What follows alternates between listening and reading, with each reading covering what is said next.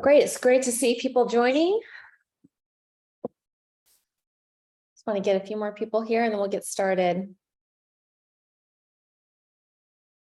Hey, hi everyone. Thanks for joining us for today's Crosschq Coffee Talk. We're so glad you're here. I'm Elena Arney. I'm the Director of People and Culture at Crosschq. And what is Crosschq? We're a data company that we help take the guesswork out of hiring for companies through our talent intelligence cloud. It's a mouthful, but we're super proud of it. For today's coffee chat, we're going to sit down with two incredible women leaders. We're going to talk about the value of mentorship and what that looks like and how that can make a difference in our professional development. But before we introduce today's guest, I'm going to hand it over to Deb Carney. She's our Director of Marketing. And I also want to give a shout out to Renee. She's our digital producer for today, and also just an incredible human. So we are recording today's session and we will be sharing it after. So Deb, why don't you go ahead and introduce our guests? Thanks, Elena. We're so lucky and fortunate to have two incredible humans today. We have Anna Robinson. She is the CEO and founder of Ceresa. And we have Debi Hemmeter. She is a co-founder of Lean In. So today, as Elena had mentioned, we are going to be talking about the topic of mentorship and what that means. So I'm going to kick it off by letting both of these women talk about themselves a little bit and the organizations that they have co-founded and founded. So Anna, why don't you kick it off? That sounds good. I don't want to have to follow Debi in the Lean In story, so I'm glad to go first. Hi, everyone. So yeah, I'm Anna Robinson. I started my company Ceresa about 4 years ago. And prior to that, spent most of my career with McKinsey and Company, so management consulting. I was a partner there in the healthcare practice. And on the side, had a long-standing passion about making sure that diverse and underrepresented talent had equal opportunity. I did quite a lot of that work sort of on the side at McKinsey in training and creating mentoring programs, and separately had done some of that work in the international development community as well. And so I left management consulting. I think about myself now as a reformed management consultant, but I left that world wanting to build something and do something more mission driven. Wasn't totally sure what that was going to be. I was definitely called to this, working around diversity and sort of social justice, equity issues, but had a healthcare, which is a story over wine sometime. But it was a sort of 48 hours where people thought I'd had a massive stroke, and I actually ended up being fine. But I had moments during that time period where I was sort of in and out of consciousness and thought that was the end. And so it completely changed my perspective on life, but also sort of how we use our life. So that was my sort of turning point at which I decided these things don't come and land in your lap. So I really decided that what I cared the most about and sort of used my time to go after that would put me on the path to starting Ceresa, where our mission is about ensuring that leadership in the future represents all of us. And the way we approach that at Ceresa is by bringing really world-class leadership development with a centering on mentoring, hence the fit with the conversation, and making that accessible to everybody, no matter where they are in their career, what their network looks like, what their bank balance is. So we're really about democratizing access to those resources. And just on a personal level, I'm here in Colorado. My company was based in Austin, Texas. I was in the Bay Area before that, originally from England, hence the weird accent. But I'm now very happily in Colorado up in the mountains with 3 little kids. I have girl, boy, girl. And the only reason I sort of focus on that is because I started up with 3 girls, but I now have a transgender son. So that's definitely sort of shaped my view of diversity and inclusion and, creating access for everybody. Great to be here. Thank you so much, Anna, for sharing that with us. And Debi, please share with us how you co-founded Lean In. You're on mute, Deb. Okay, sorry guys. Thanks, Deb. Thanks, Anna. Okay, so I began my career out of college with Pepsico, which was a Fortune 15 company at the time. And way back when, less than 20% of their workforce was female, including administrative assistants. So there were not a lot of women. And I did have long blonde hair at the time. And so I learned to kind of navigate that whole path. So the first 25 years of my career was with all Fortune 50 companies, PepsiCo, Sara Lee. Then I went into banking for the next 15 years, Wells Fargo and Bank of America. And when I went to Bank of America, I ran the 5th largest market for them, which was in the Bay Area. And I ran the brick and mortar banks. So many of you guys probably don't go into banks anymore. You do online banking, but a lot of people still do. So I had 1,600 employees, and most of those employees were women. So you think about when you go into a bank, the tellers, the personal bankers, the banking center managers, most of those employees are women. So I was the most senior woman in that role at Bank of America. And I had long blonde hair and I wore 4-inch heels. And I was like at the top of all the rankings in Bank of America. And so the tellers and the personal bankers were like, how do I get to be in your role one day? There was this insatiable appetite to be in the executive suite or the C-suite. And Bank of America did a phenomenal job of training our employees on the key banking skills, but we didn't really teach people how to advocate for themselves. So I saw Sheryl Sandberg's TED Talk. And if you guys haven't seen her TED Talk, you should see it. It's 17 minutes long. And I saw it. I didn't know Sheryl at the time. And I was like, oh my God, this woman has it. It wasn't what Bank of America could do for my employees. It was what we could do for ourselves. And it was sit at the table, make your partner an equal partner, and don't leave before you leave. And I was like, this is exactly what my team needs. But a lot of my tellers hadn't gone to college.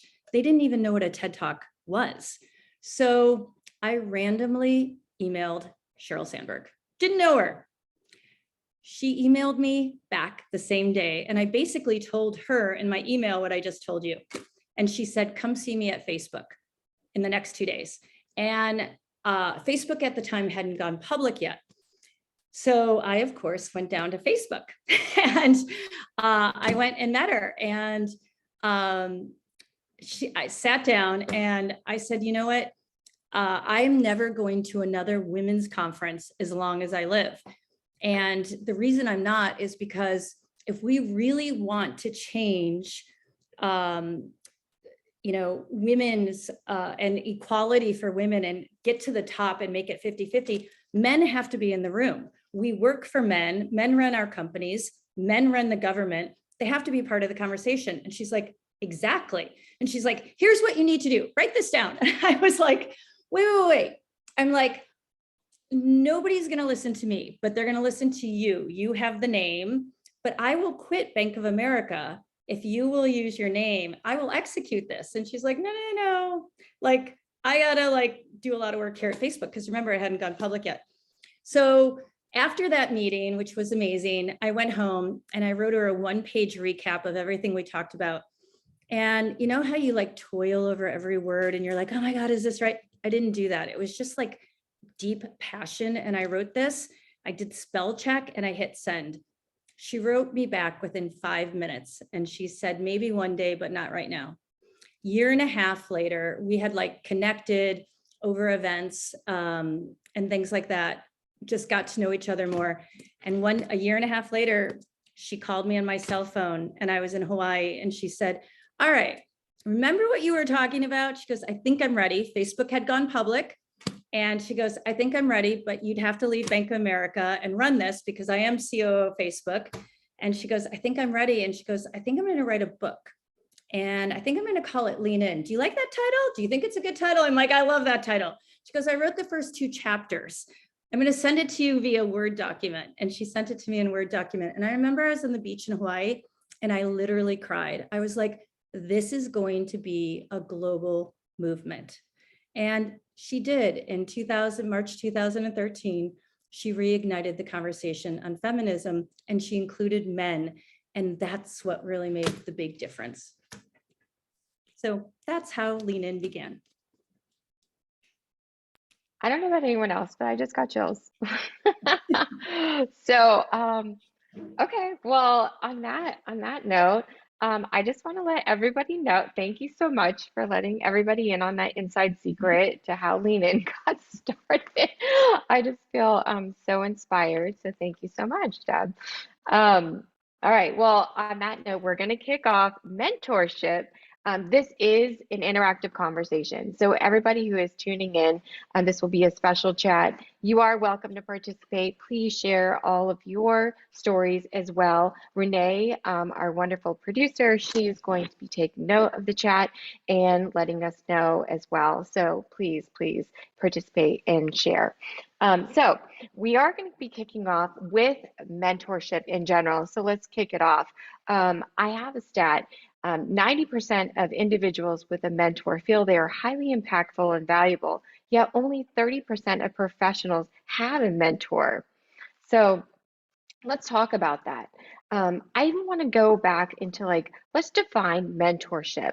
We say mentor all the time, but are we talking about a mentor, a coach, a trainer? Anna, let's kick it off to you. Can you just even give us a little bit more insight into what that even means? Yeah, I mean, I think, look, we don't have to sort of claim that we got it perfectly defined, right, to have the conversation. But the way, at Ceresa, the way we've thought about the difference between the range of roles, and to be super clear, everybody will need all of the roles at different points in their lives. So I think it's really helpful to understand exactly what it is either you individually need right now or people on your organization would need, and understand which one, and not blur them too much.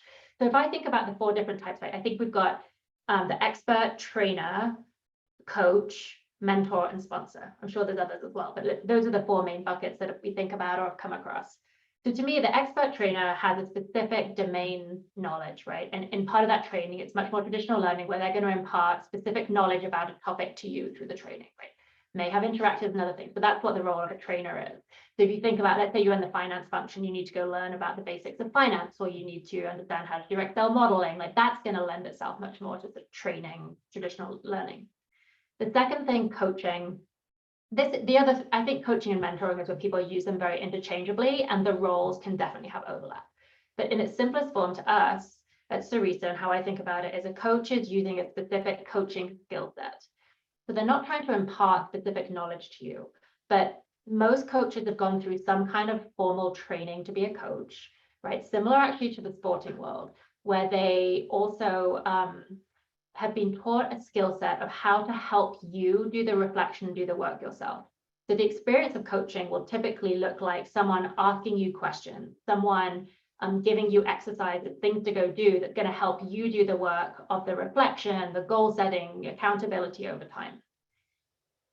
Some people will play multiple of these roles, right? So if you think about a sports coach, often a sports coach will do that. They're bringing out the best in you, but they're also giving you specific knowledge on things as well. The third one, mentor. To me, one of the really important differences is the mentor is going to talk about themselves more.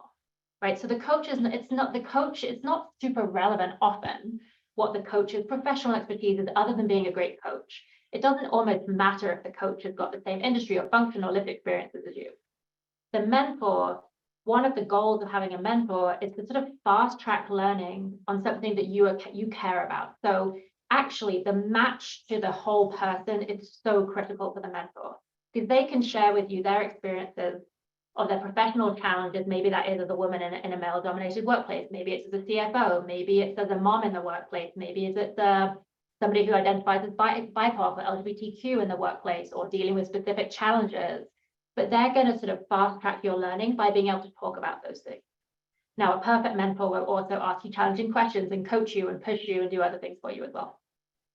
So the final, we've got the trainer, the expert trainer, the coach, the mentor who's going to talk about themselves, and then the sponsor. I think this is where a lot of companies try to get this wrong, where they try to formalize sponsoring and end up with this kind of mixed bucket. So a sponsor is going to talk about you, right? That to me is one of the most important things. They are going to advocate on your behalf.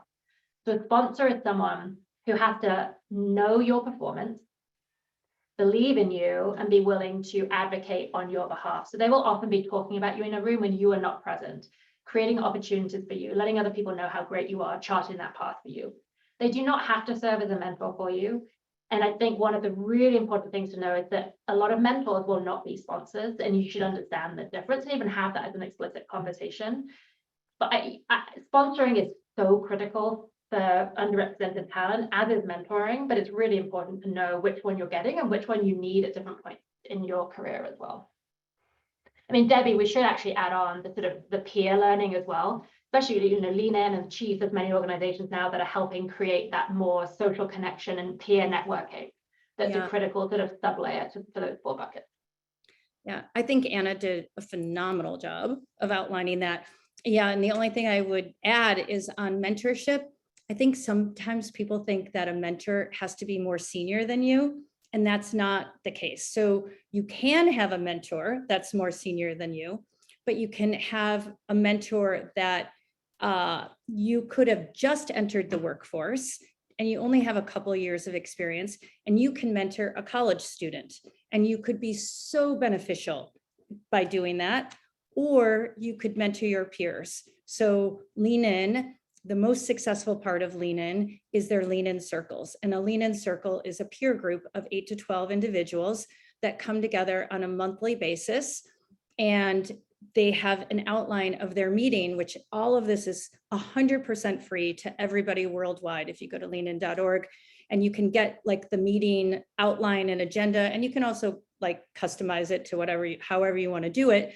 But you come together once a month. And when you have those moments when you want to lean back and maybe leave the workforce or leave your job, you've got a peer group that says, no, you've got this. You can lean in and not leave. And you've got a whole peer group to support you. And it's been so effective.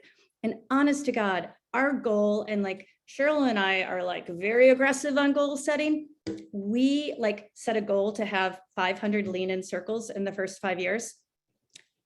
We are in 151 countries with Lean In circles. It's incredible.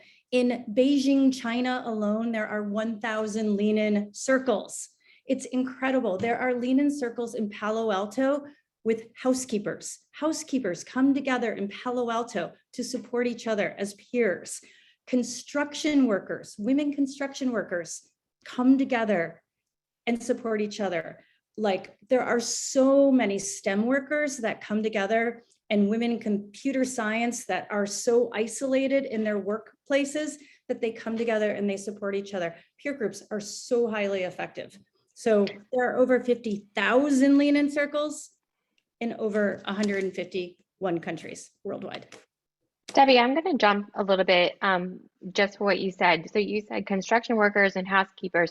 Do you find that these Lean In circles that people moving more to that DEIB, do people stay within their own circles, or do you find that people like jump around? Like can, you know, like bankers, construction workers, housekeepers, marketers, can they all be within their, you know, a circle together, or do you find people cluster within their own same circle of their own same interests? It's all different. So it's more about geographic and convenience, because you do want to meet about 10 times a year and you want to meet consistently. You don't see the circles break up though. They get so close and they depend on each other. So you don't see circles break up, but it's really how they decide to come together initially. But even Cisco, John Chambers, he more formalized it early on, and he had Lean In circles for men. So men came together on how they could best support their women leaders internally, because they were not super comfortable on talking about women on maternity leave. They didn't know what was legal in HR terms. So men came together in a safe network on how they could best support their female employees and talk comfortably to save that talent, and not when they had kids, they didn't want to lose that talent. They wanted to keep them. So it can happen in all different ways. That's amazing. Anna, let's flip over to you for a second. So Debbie was just mentioning men and women relationships. What are you seeing? Are you seeing any success for like any kind of pairing as far as like women to women or men to women or anything like that as far as mentorship? And then also I want to know like what makes a successful mentor? Like are there any kind of skill sets you need to be a successful mentor? Great questions. Okay, let's see. So unpack those. First one, like what is, you know, what kind of pairings do we see? You know, interestingly, when I first started Ceresa, we focused on women. And then we made a deliberate decision about 12 months in to expand and actually be open to everybody. We still have a mission that's around being an inclusive learning experience and having broader representation, but we opened up to everybody. And one of the reasons was, well, there are a whole host of reasons. Actually, we could find very few reasons to say only focus on women at that point, that it could even be damaging. But one of the reasons was you could not assume that just because someone identifies as a woman or identifies as BIPOC or lists any kind of identity, that's what they want as a mentor, because life gets so complicated. You just can't tell outside in. So at Ceresa, we end up using about 70 data points. So one of the things we found when we first started was that one of the biggest problems with any kind of formal mentoring relationships is that the mentee is not prepared. They don't know what they want to work on, what their goals are, and therefore they don't know what kind of mentor they need. And so, nearly all formal mentoring programs have 20 people here, 20 people there, and throw them together however best they can. And if they do some kind of matching, it's like, okay, you're an HR manager, let's give you an HR exec. As opposed to saying, well, hang on a sec, who are you? What are your aspirations? What do you want to be later in life, not today? What workplace challenges you focus on? What individual, personal, lived experience things are relevant for you that you want support on too? And so we're looking across all those things. I would say probably gender is probably relevant 2/3 of the time for women. Men are generally, we have everybody in the program, and men are much more open, rarely say, I need a male mentor. And we actually love doing mentoring the other way. When we have a participant who wouldn't check a whole bunch of diversity boxes, we love when they get to see a senior role model leader who is more diverse than they are. But for women, I'd say maybe 2/3 of the time, it is important that they have women. I actually think race comes up more frequently, that if we have, for example, a BIPOC woman, quite commonly they would like to have another woman who's BIPOC, so that part of their lived experience is understood as well. And then like function and industry, I mean, it's a whole host of things. And like we have said consistently, you can't judge outside in who the right mentor has got to be. You've got to understand their goals and their challenges. What was your other question, Deborah? What makes a good mentor? Yeah, before we move on to that, I had found a statistic that 54% of women seek out mentorship versus 48% of men. Have you found that to be true in your experience? And like, why do you think that more women would be interested in mentorship than men? I've seen so many different data points on this. Some that say women get more mentoring, some that say women get less. Who knows what the truth is? I think every different report says it differently. I think to me, it's really interesting to look at in what format, right? I think women naturally in organic relationships get less mentoring, because we know, and when Debbie, we were talking about this in the prep session, right? That we know that senior leaders tend to mentor people who look like them. It's a common human thing, right, that we do, but it means that when leaders are not very representative, which they're still not, I mean, God, we all know that 40 years later, we still haven't made progress at the C-level, right, in terms of representation. That means that the people who are getting that mentoring organically are not going to be very representative. They look like the leaders today. And so I think maybe when women have to go out of their way to find the mentoring more similar to people who identify as BIPOC and other aspects that are less represented by leaders today. The other piece is we know that women's mentors tend to be less senior. We know there was some great research that I think SurveyMonkey did. I don't know if you've done it separately with Lean In, Debbie, as well, showing that post-COVID and post-Me Too, men are less willing to spend time one-on-one with women. Just concerns about that, which makes it even harder for women to get more senior mentors. So I think I don't know where we end up in terms of women seeking mentoring more than men, what that data is, but I think there's reasons to think that organic mentoring has been less effective. Debbie, have you seen anything along those lines? Not from a data perspective, but it's so interesting. One of the things, and this is just like personal experience, working with Cheryl for as long as I have, one of the things that she modeled the behavior for me that I try to pay forward is that I heard story after story after story where I would be with a young woman and they're like, I saw Cheryl come to my college and speak, and I stood in the back corner and I didn't think I should go up and talk to her. I finally got the nerve to go up and talk to her, and she asked me her name, and then like she reached out to me, and like here I am, like part of like the Lean In launch team. And I was like, you just have to be fearless and go up and talk to someone. And I heard it over and over again. And it's like, when somebody reaches out to me, and as busy as we all are, I make every effort, even if I can't. Like, I had a gentleman, I live in LA, and I had a gentleman reach out to me, and I'm like, oh my gosh, I'm super busy, but after Labor Day, let's have lunch. And I made a commitment, and I had lunch, and like, I try not to say no if somebody actually reaches out and they're very interested. And I saw her do that over and over again. And these young women would tell me the story about how scared they were to go up to her. And then the big payoff once they leaned in and they just talked to her. So yeah, I just, no, I think that people just benefit so much once they, make the commitment and approach someone. Yeah, there's some research too to back up why that happens, right? So women tend to have smaller social networks than men do, so they have fewer professional relationships. And I saw some really interesting stuff, I think in HBR a while back, that women tend not to use reciprocity as effectively as men, and that's one of the most effective ways to build mentoring relationships, is to offer to do something, right? So think about, like, I remember in my business school class, right, that the guys would go take professors to lunch and offer to do a side project with them, and then those professors ended up investing in them, and this relationship ensues. So that reciprocity, which I think is partly a different way of going and asking for something, is when you actually offer to do something.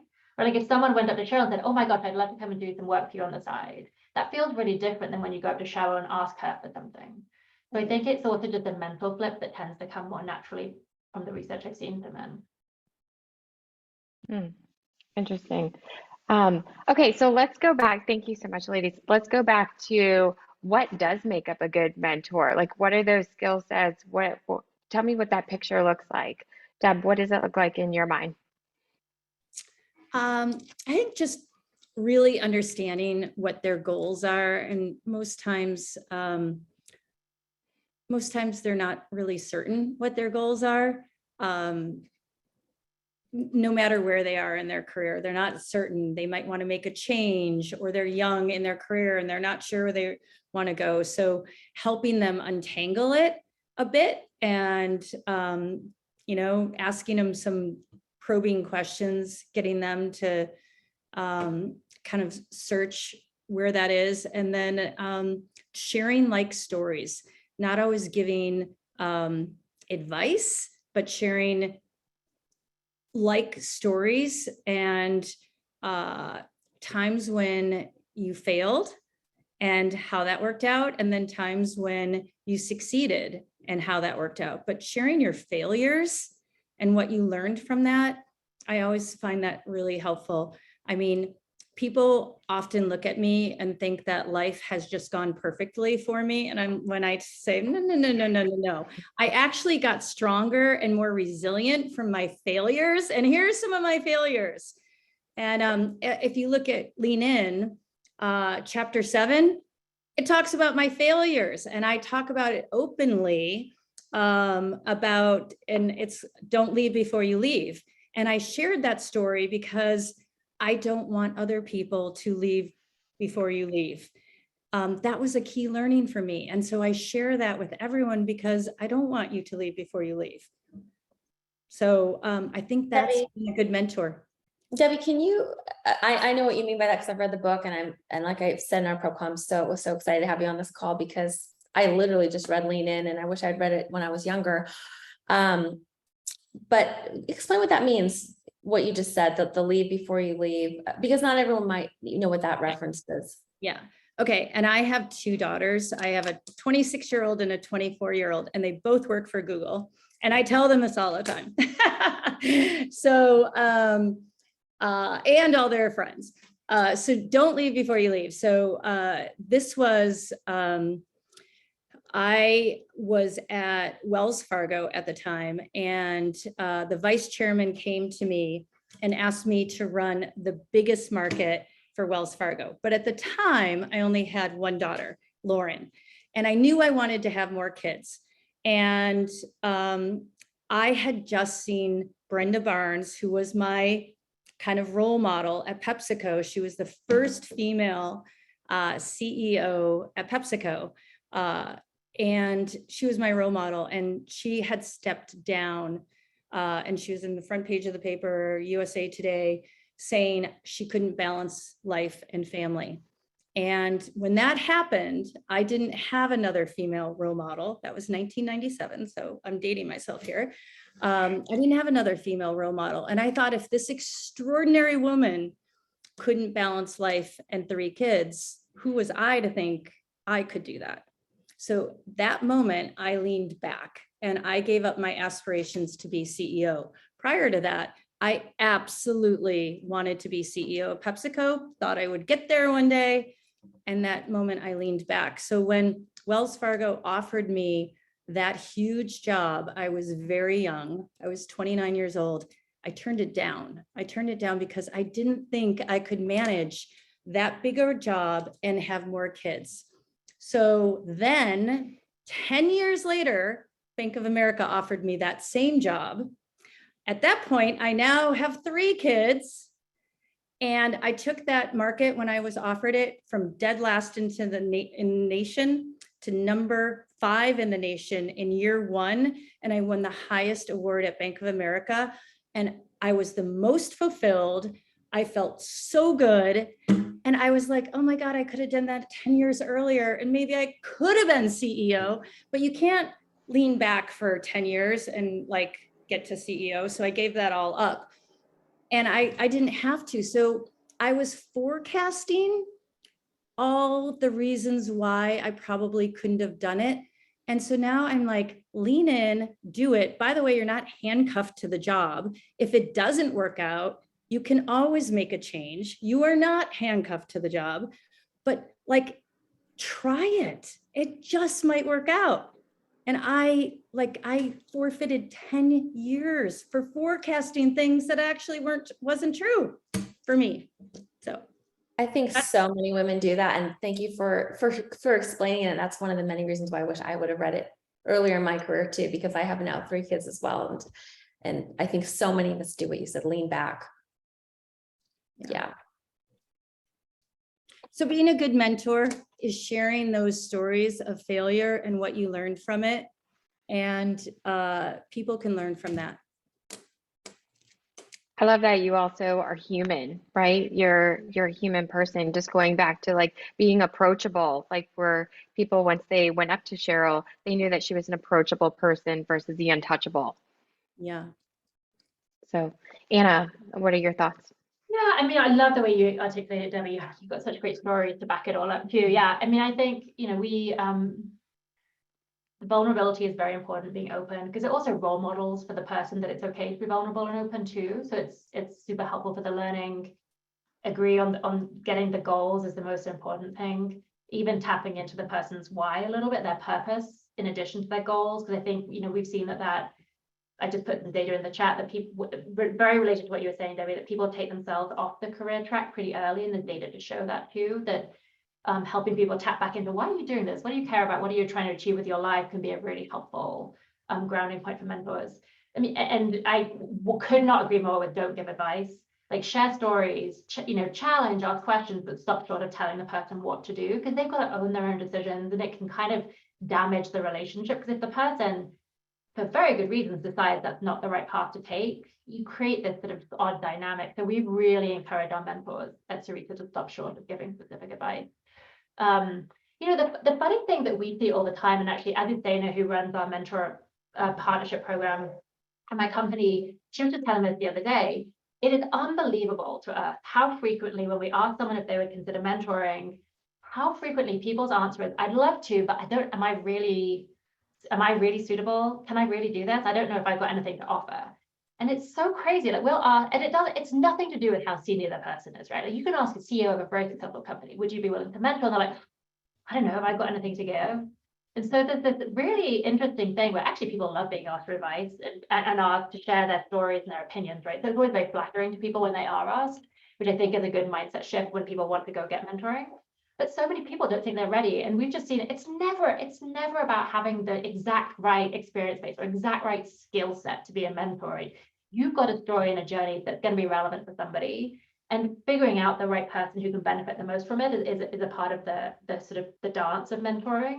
But you said at the beginning, Debbie, as someone who's 23 years old in their first job, professional job, it's so easily mentor somebody coming out of college or thinking about their career. So there's always ways to mentor people, to reverse mentoring. But it's so funny that people have this in their head that they're not quite good enough or not ready to be a mentor. I could not agree more, you guys. Like my daughters, like they both had jobs when they got out of college. One of the reasons I said you're off payroll when you graduate, so you kind of need a job. That kind of motivated them. No,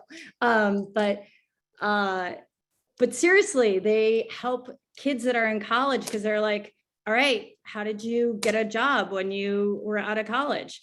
And they're like, okay, you got to start like right beginning of freshman year. Well, you got to have internships every summer. You got to do this. And they're helping kids in college get prepared to like have a job when they leave college. They can be effective mentors, like seriously, just simply because they had a job when they graduated. It's crazy. And actually, the more people went out and offered that, like, hey, would you like to grab coffee? I'm happy to share anything or help you think through what you're trying to achieve. I wish people did that more proactively. We see, just to give you like a real specific example, right? So we partner with Nordstrom, for example, where we go in and we run mentoring and leadership development for some of their diverse talent. And there's this one guy who, had, companies like Nordstrom, Walmart, they'll have people who build their careers there, right? We're working with people who've been there 25 years and they're in this mid-management role. And this one guy said, he was giving us feedback on some of his mentoring, and he said, I just had never realized before this that I could ask for help. Wow. And that has stuck with me so deeply because this guy was phenomenal. We do a 360 feedback. He got amazing feedback. And he didn't realize that other people, no one makes it on their own, right? I think there's an amazing quote of Oprah Winfrey or Maya Angelou that like no one ever made it on their own.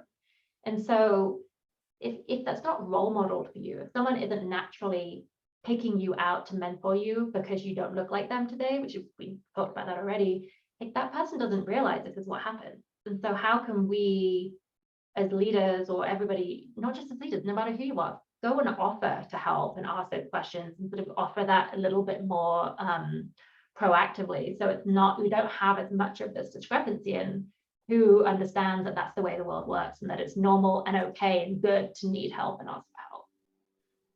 So I'm going to even push this a little bit farther. So my two daughters feel great when they're helping other people. And so I'm like, you know what? Go back and go to your school and say that you want to talk to the graduating seniors. And they're like, Mom, I can't do that. Like, really? I'm like, oh no, you can. And here's the things you can talk about. And here's one of the things that drives my girls crazy. So I said I was a banker. There is no financial literacy whatsoever. And they're like, why don't they teach us this in college? Because when they got their jobs, I'm like, you guys, I want you to max out your 401ks day one when you graduate. And they're like, well, what does that mean? I was like, okay, they're going to match your 401k and that's called free money. And they're like, what? And so I literally am teaching them that. And they're like, Mom, none of our friends are doing that. Like they don't know. And so now Lauren, who's 26, has been in the workplace for 5 years. She's looking at her 401k and she's like, oh my God. I'm like, exactly. Like, and she's like, why aren't they teaching us this in college, financial literacy? Because most parents are not talking to their kids about it. I said, right. So now I want you to go back to your school and say, you will talk to the graduating seniors about what you do when you graduate and you get your first job. And they're like, really? I said, yeah, really. And I said, they're going to listen to you more than they're going to listen to me because I'm old. They're going to listen to you. And they actually like that idea because then they're helping people. But that's another way of mentoring the next crop of kids. That specific timing of people first entering a professional workplace is a piece that none of us have figured out yet.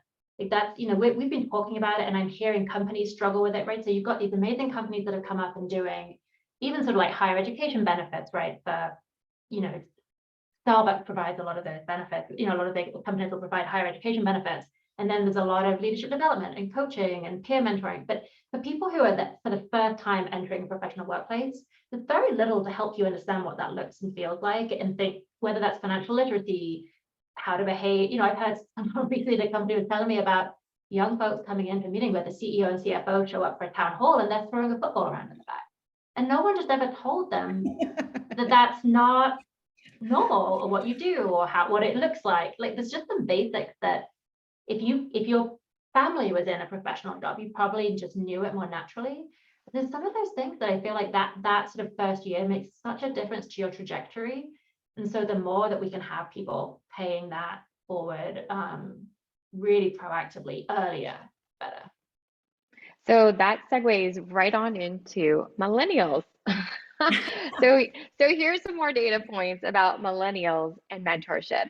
So only 29% of millennials are saying they feel engaged at work right now.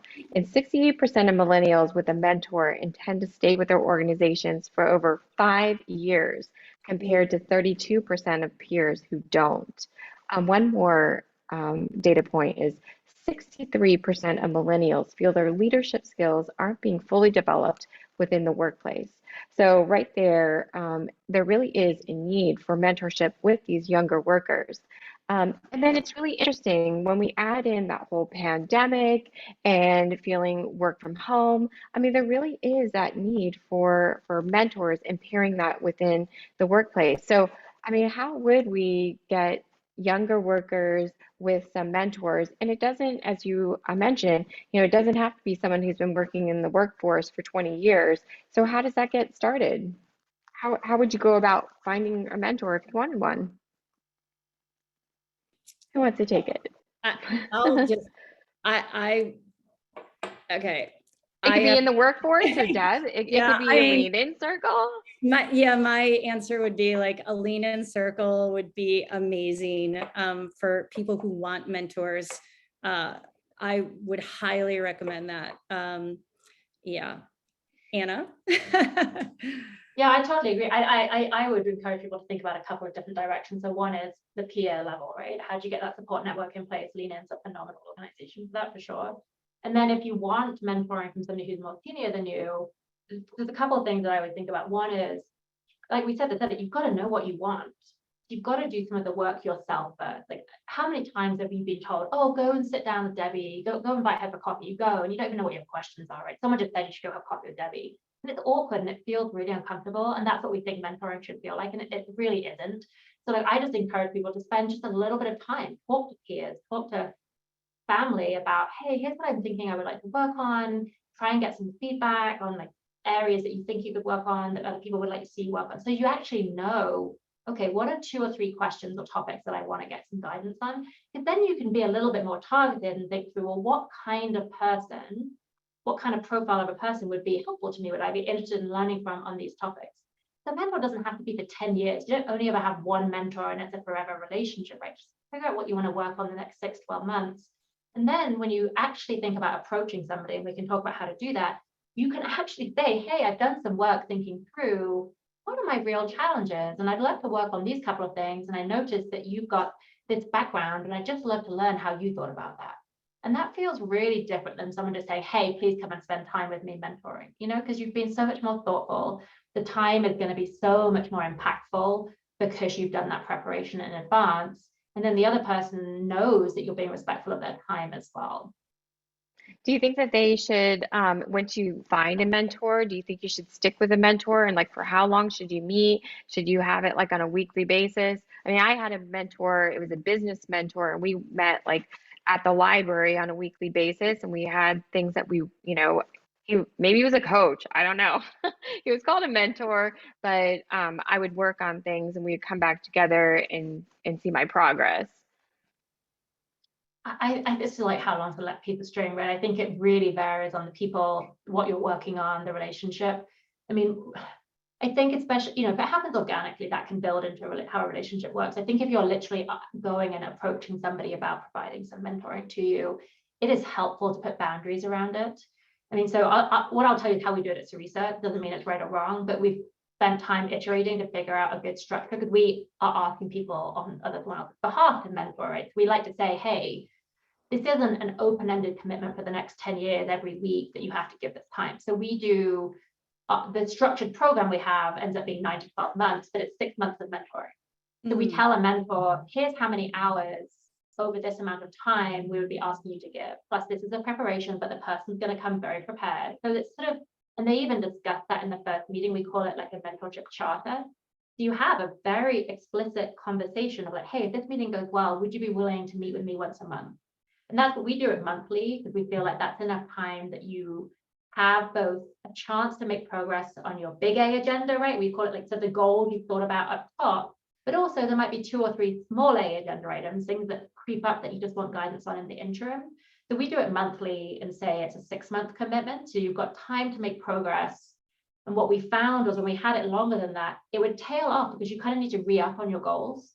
Like every 6 months is a good time to reflect on, hey, am I still working on the right things? Have I got different goals? It may be a different mentor. You just need to have that intentionality again. That's how we do it. I don't think there's a right or wrong answer. Interesting. And Deb, what about you for the lean in circles? Like, is it like forever, or do you stay with the lean in circle? How long do those last?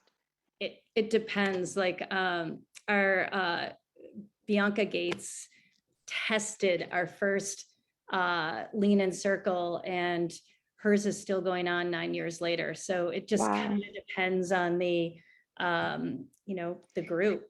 We partnered with Young Presidents Organization, YPO, at the highest level. We looked at all different peer groups. We looked at Toastmasters, Alcoholics Anonymous, Al-Anon, Weight Watchers. We looked at all the best peer groups. We chose to partner with YPO because we thought theirs was the closest to what we wanted. But theirs is very high touch. They have facilitators, moderators, all of this very high touch. And we wanted ours online and very scalable. And ours are free worldwide. And so we partnered with them, and then we simplified it so that we could make it a lot more simple and scalable. So, but on average, the YPO groups stay together, and they're primarily men, 7 years. So, wow. Yeah, so they're super effective and they get very close. That's one of the in those peer groups too. You develop. I mean, I've been in a YPO forum, and actually I know many of Bianca's and her group. Oh, you know Bianca? Friends. I know Bianca. I know most of her forum too. I was at class. Yeah. Anyway, that's a whole I other love story. Bianca. Yeah. She's the founder of Birdies. I love Birdies, the slippers. Sure. Yeah, we brought those as gifts from our whole team last year. Yeah. Okay, Anna, yeah. you can check with Bianca. I literally bought the very first pair of Birdies. I think Carol bought the second pair, but I bought the first. That's so funny. Yeah, and her co-founder Marissa is a mentor with Ceresa. Yeah, there's lots of, and her husband. Yeah, it's funny. Yeah. Oh, I can't remember what we're talking about now. Oh, the circles. Yeah, I think part of the beauty in those relationships is it's such a safe and vulnerable place. And the longer you build that deep trust in those peer groups, and the number of people, all the things you were studying with YPO and Weight Watchers, like there's a real sweet spot too in the number of people, right? Between 8 to 15 is that kind of sweet spot where you have enough people, but not so many that it becomes anonymous. And those, I really think the longer term relationships can be so much more impactful, because you get to know each other and can push each other and hold each other accountable and continue learning from each other. That to me, that peer group is a really magic thing that the answer for a mentor is very different than the peer group in my head. Well, speaking of impactful, we have another data point, and this goes back to employee retention. So 86% of professionals claim that having access to mentoring is a factor of them staying with an organization. So I don't know if anyone in the audience has had a mentor. Maybe you want to share a story or just a thumbs up emoji. It'd be great just to hear about a mentor story that we can chat about, but I don't know if our guests want to talk about a mentor that maybe they've had that made an impact. If you want to look on my LinkedIn, I posted my very first mentor. That was an internship I had in college that has impacted me, where I've always had interns moving forward in every career I've ever had.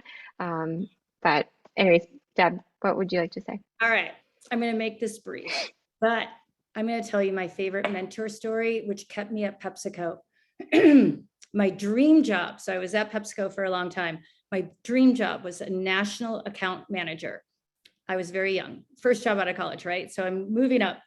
I finally got the job. There's going to be 7 of us. I was the only woman in the role, 6 other men. So my great guy friend, Tim McGee, took me out to dinner to celebrate with me. And this story is actually in Cosmo magazine. I told the story and Tim got lots of credit for this. Took me out to dinner. He's like, great, great. And he was very senior at PepsiCo. And he's like, so what's your compensation plan? And I told him, I'm like, oh my God, I got this huge raise and I got a car allowance and I'm so excited. He's like, that's great, Deb. You're 2 pay bands lower than your 6 male counterparts in that role. And oh, by the way, that car allowance you got, you're in C-level car allowance and they got an A-level car allowance. And he's like, so are your goals much lower than your 6 male counterparts? I'm like, no, my goals are the same as theirs for their accounts. He's like, yeah, okay, so tomorrow morning, you're going in and you're renegotiating your salary. And I was like, wait, what? I'm like, I just met my new boss. I'm like, no. I'm like, and oh, by the way, I'm the youngest in the entire group. I'm like, I can't renegotiate that salary. He's like, oh no, you're going to renegotiate that salary. And like, here's how you're going to do it. You're going to stay up all night and you're going to practice. And you're going to say it really concisely. And then you're going to shut up because you're going to be nervous. And what women do is you fill the room with noise when you're nervous. You're going to make your point, and then you're going to look them in the eye and you're going to be quiet. So he practiced with me. And it was basically like, I kind of see option A or option B. Option A is you keep my salary where it is, and you lower my goals commensurate with my lower compensation, or you raise my compensation to be equal to my 6 male counterparts, and you keep my goals where they are, and you let the burden fall on me to prove myself that I can achieve those goals with less experience. And of course, if I can't, then you fire me. And the decision's up to you, but I do need to be compensated equally with my 6 male counterparts if you're going to hold me to the same goals. Then I was silent for at least what it felt like 5 minutes. My boss, an older white gentleman, looked at me and said, holy shit, if you can negotiate for yourself like that, you're going to do one hell of a job for the shareholders. And I got my compensation raised. 3 years later, I ran the whole department and I took his job. I love Tim McGee for that because he taught me to negotiate my salary. Like, seriously, I love telling that story because we all as women need to negotiate our salary. And if it wasn't for Tim, I would not have negotiated my salary for the rest of my life. Okay. That's amazing. I had to tell that story. Gosh, Debbie, I'm so glad you shared that story. That was so awesome. Very inspiring. Yeah, so we are down to our last 5 minutes. Just do either of you want to add anything else before we wrap up? And maybe Renee, you can drop their LinkedIn or contact information also in the chat. Yeah, is there anything else that you'd like to add? Or Deb, is there a final question? Anna, any last words about Ceresa? Like how can an organization get involved with Ceresa?